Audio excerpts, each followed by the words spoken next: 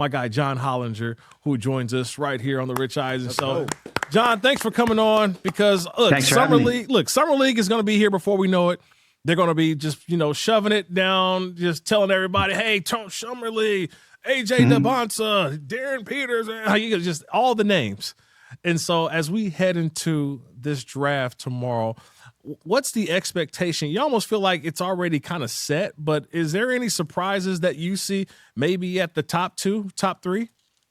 Well, first of all, let me say true summer for anyone who works in the NBA doesn't begin till July 15th when you take that plane home from Vegas Summer League, right? Because we got all the transactions that are going to happen in the league are coming in the next 2 weeks, basically. Yeah. So, everyone's drinking out of the fire hose right now. But in terms of the draft, I think it's going to end up being chalk. The one thing that's still out there is you wonder if the Wizards surprise everyone and take Peterson first instead of DeBansa. Okay. But I think those will be the first 2 players off the board. I think Boozer will go to Memphis number 3. I think Wilson go to Chicago number 4. And then the draft will begin at 5 because there are a lot of different point guards out there that the Clippers could turn to. The Clippers could trade that pick. There's a lot of optionality there. But 1 through 4, I think we're going to end up pretty chalky. Yeah, pretty chalky on that. So we could see a little bit of movement. Obviously, when it comes to this draft, what's the expectation for those players in that top 4? Because, we're seeing what from this past NBA Finals, and no one expects, Dylan Harper to do what he did, but he played a major part in the NBA Finals and throughout the season. How impactful can these young players be right away? Or is it looking more like a Cooper Flag situation where guy plays great, but a team that's not very good? Yeah, you look at the teams these guys are going to. Utah is positioned to be good next year. They're probably the one exception. But Memphis is rebuilding, Washington's rebuilding, Chicago's rebuilding. So, it's probably more of a Cooper Flag situation for the 3 guys that go there. Utah, whether it's Peterson or DeBansa, they're going into a situation where that might be a playoff team right away. In terms of the level of players, I think there's not a Wemby in this draft, but there are 4 Harpers at the top is how I would put it, right? These guys are all really good players. The draft is very deep with quality going down to about 20, and then it falls off a cliff because everyone after 20 took the NIL money and went back to school, basically. The NIL money, yeah. And now we've got guys, not just players, but we got coaches now said, you know what?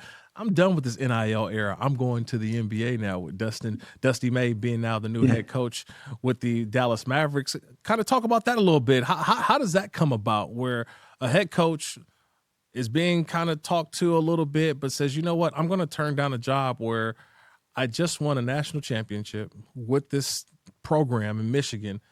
I'm going to go to the NBA. And look, sometimes it works, sometimes it doesn't. We've had some names of guys who, remember Brad Stevens was a college coach. He goes into the NBA. So Billy Donovan. So we've seen those list of names, but what's the expectation for Dusty May going to the NBA and becoming a head coach?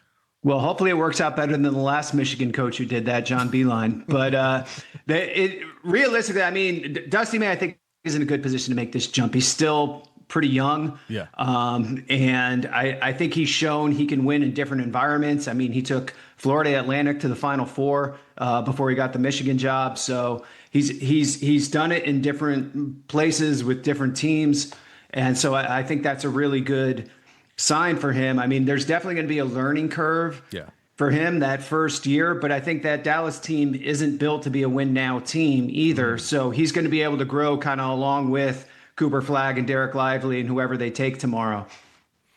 Senior NBA writer for The Athletic, John Hollinger, joining the Rich Eisen Show. Kirk Morrison here filling in for Rich. But, there's been the note that's going around, the reports that Giannis Antetokounmpo will select or the trade will happen. Obviously, he's got a lot of say in that.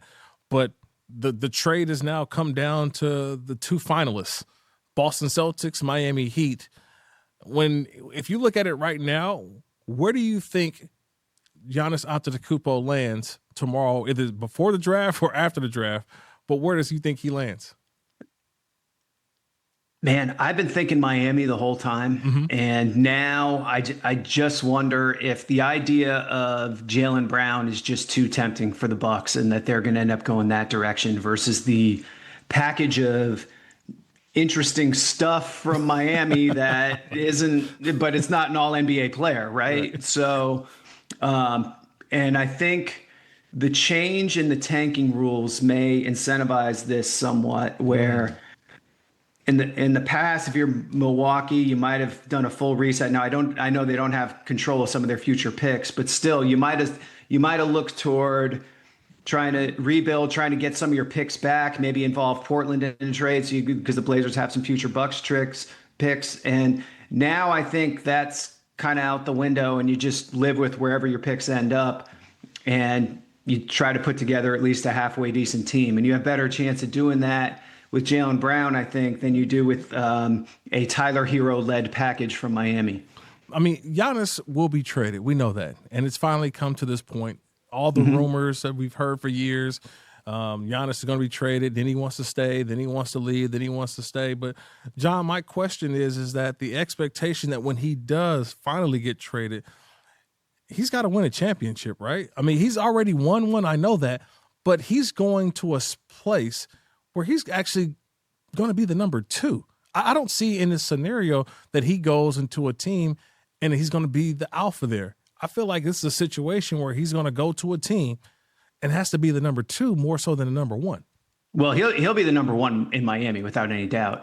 In Boston, it's a little trickier because Tatum's already there. Right. It's going to be kind of a 1A, 1B situation. And I think the trick for Giannis in Boston is that he has to embrace being a screener as much as being the on-ball guy, which is kind of the thing he's always done in Milwaukee. Even when they had Middleton and Holiday there, he was more playing on the ball. And him being able to play off the ball than play with Tatum, that's where it has to happen. That's the adjustment he would have to make if he went to Boston. But I think he's still going there with either Boston or Miami. Like, you still got to look at him as a top 5 MVP candidate and all NBA level player. So yeah, I don't think he takes a backseat to anyone on either of those rosters. John, I always say this because until the deal is final, there's always a little wiggle room in there for a dark horse team to come in and say, hey, we got a little something extra. We got a little more for you. Because now, because to me, I say, why would you publicly say, oh, it's down to Boston, it's down to Miami? And I'm like, well, what is there's another team that puts a better package? And we know the NBA, this is a league in which you can get 2 or 3 teams involved and not just one team. So to me, I feel like there could be a dark horse team or teams that make this deal a little bit better and everybody benefits from it rather than one team having to give up so many assets. So there are 2 truisms from my time in an NBA front office. One, a deal is never done until it's done, right? And there's always ways it can go sideways until that point. And then usually in a deal of this magnitude, it does help to bring in 3rd and 4th teams. Even though right now they're talking about 1-to-1 trades, I wouldn't be surprised if this trade expanded. I wouldn't be even if it's agreed to. Right. I don't think it's going to be executed until early July. And that gives time for some of these secondary pieces that might be involved in the trade to end up in a 3rd team. The Bucks might turn around and have a bidding. The Bucks could turn around and trade Jaylen Brown. Wow. I think that's hard to do.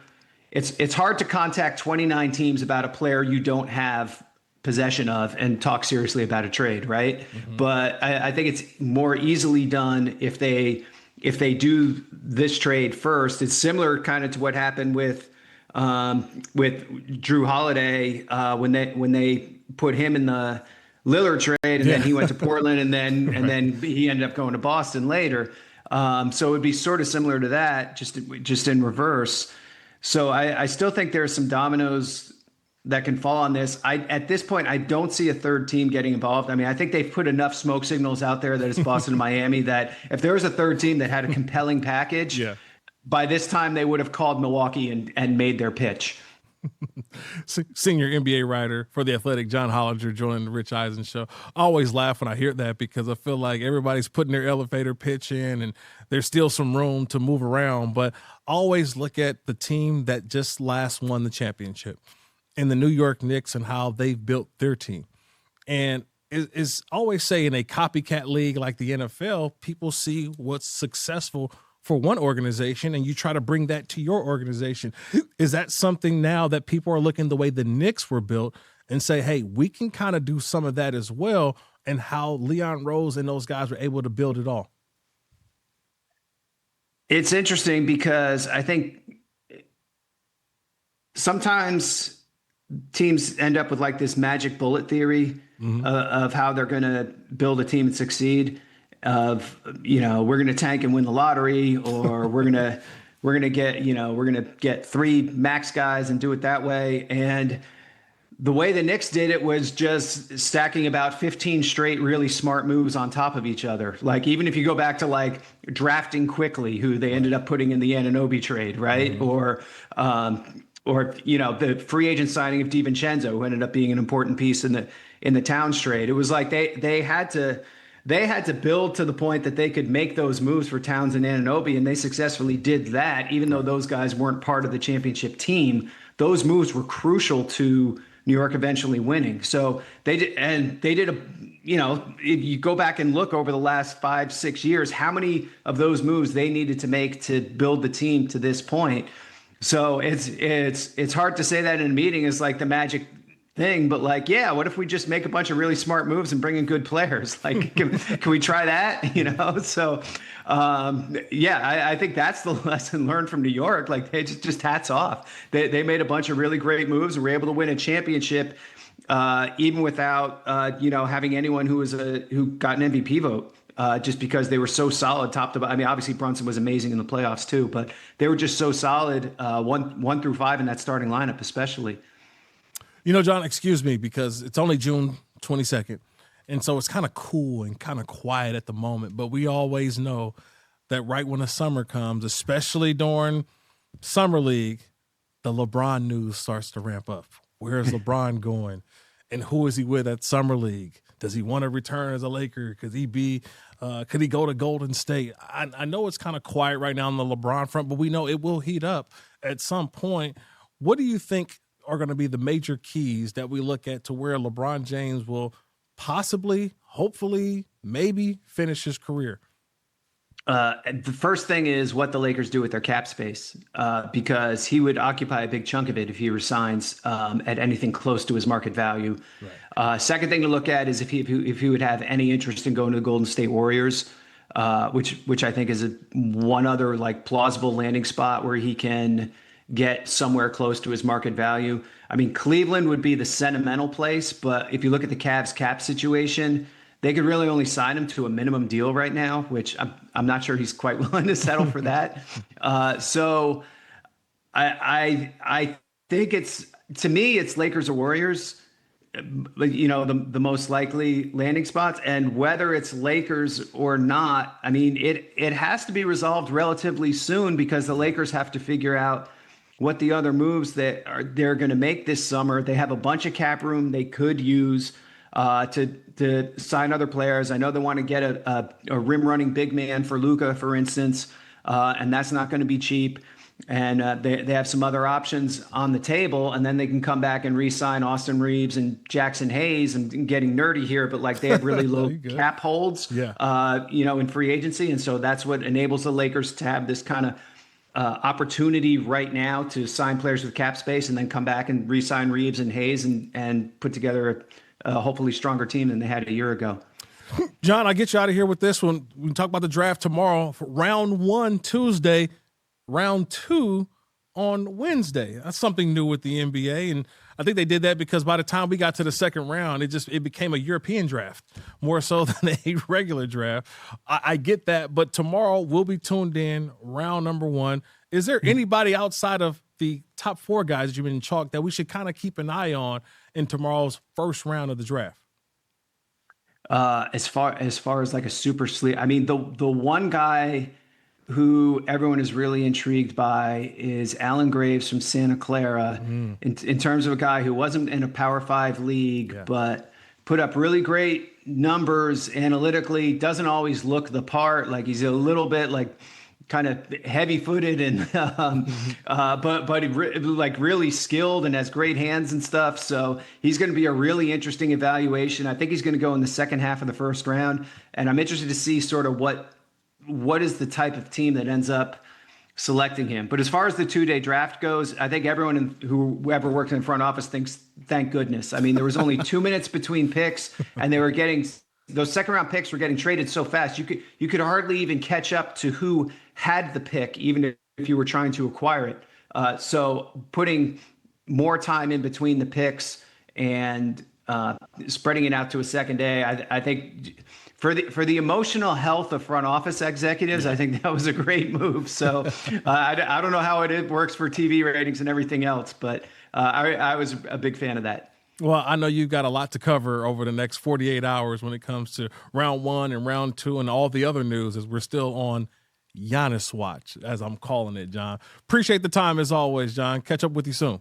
All right. Thanks for having me on the show. Hey, you made it all the way to the end. Thanks for that. Check us out every single day streaming live on Disney Plus and the ESPN app 12 to 3 Eastern.